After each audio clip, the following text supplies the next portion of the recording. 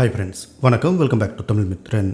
நீதிபதி ஹேமா கமிட்டி அறிக்கை வெளியானதை தொடர்ந்து மலையாள சினிமாவில் தங்களுக்கு ஏற்பட்ட பாலியல் தொல்லைகள் பற்றி நடிகைகள் வெளிப்படையாக பேசிட்டு வராங்க.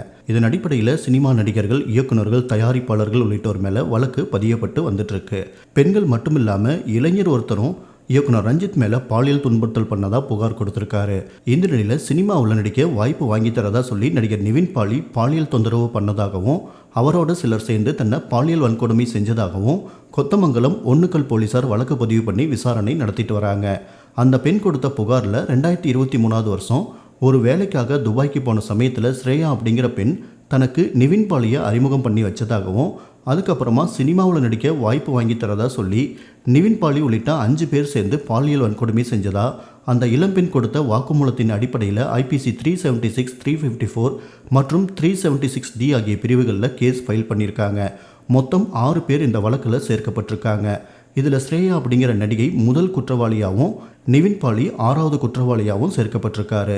2வது குற்றவாளியா தயாரிப்பாளர் AK சுனில், 3வது குற்றவாளியா பினு, 4வது குற்றவாளி பசீர், 5வது குற்றவாளியா குட்டன் ஆகியோர் சேர்க்கப்பட்டிருக்காங்க. கடந்த 2023 நவம்பர் மற்றும் டிசம்பர் மாதங்களில் தன்னை பல நாட்கள் பாலியல் பலாத்காரம் பண்ணதான் அந்த பெண் சொல்லியிருக்காங்க.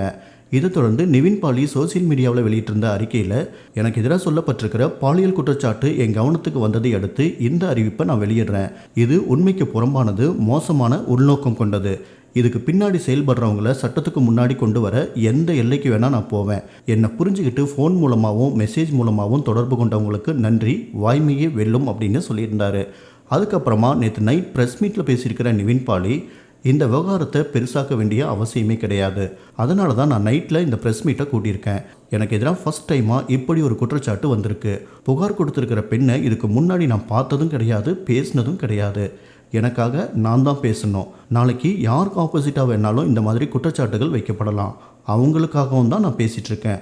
சினிமாவில் இருக்கிறவங்களுக்கும் இல்லாதவங்களுக்கும் எதிராக இந்த மாதிரி குற்றச்சாட்டுகள் சொல்லப்படலாம். இந்த குற்றச்சாட்டு என்னையும் என் குடும்பத்தையும் பல வகையில் பாதிச்சிருக்கு. இப்படி ஒரு சம்பவம் நடக்கவே இல்லை அப்படிங்கிறது உறுதி. சட்டப்படி இந்த கேஸை நான் ஃபேஸ் பண்ண போகிறேன். கடந்த 1.5 மாதத்துக்கு முன்னாடி கூட இதே போல் என் மேலே புகார் வந்திருந்ததா போலீஸ் ஆஃபீஸர் என்னை கூப்பிட்டு விசாரிச்சிருந்தார்.